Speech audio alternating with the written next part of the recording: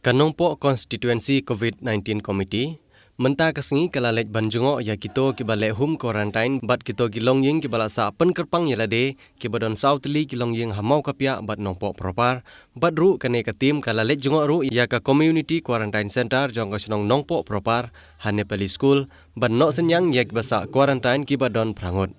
Ya kene kejengli jengok lailam dau MDC kanongpo constituency uba abala jidrani rengkat kinong ilam jong COVID-19 management committee jong kanongpo constituency. Ha kate kejengli jengok laidon lang asistan ramba chenong jong kanongpo uba pilat tiuso bat u secretary chenong uba Michael Kharhunai ha ka jingedon lang kirang badong ka center gate bat down gate ki member chenong u secretary ka dong up gate bat kisamla ka dong up gate.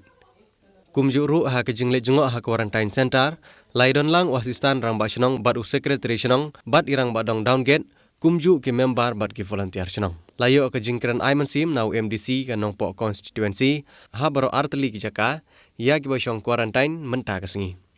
Ya stan ramba chenong jong chenong nongpo bat pilat tiso irang badong nangka ki member chenong baro ki samla jong chenong ki baidon lang nangka presiden jong ka nongpo constituency COVID-19 committee sekretari bak Syampang ki Balandro balas baidon lang ni kopor lembat ki perlok baidon lang ni kopor nadu ba kani ka klam ka COVID-19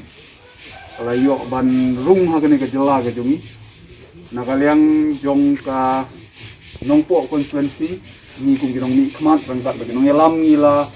don ni gamen simban ya kesenlem ya gitu ki bangat ya kene ka COVID-19 bat ni labu ya kene ka komiti ka nongpo constituency COVID-19 komiti aga bagi ni banyarap ya ki program senong om tang ku bala om ni asal ngabak senong om tang ya ki ba don hopok nya nongpo constituency lewat itu wiru ni persang ni banyarap banyarap kene kapor kam di kapor ya ka bangin page kibegi jongi kadi kapor ya kabangin ailang kadi kerjan amtam hakum kani kapor ya kabangi yo bani kenduk itim daga si ni penpau ba nakaliang ke jongi wan panai mesin ni kum ka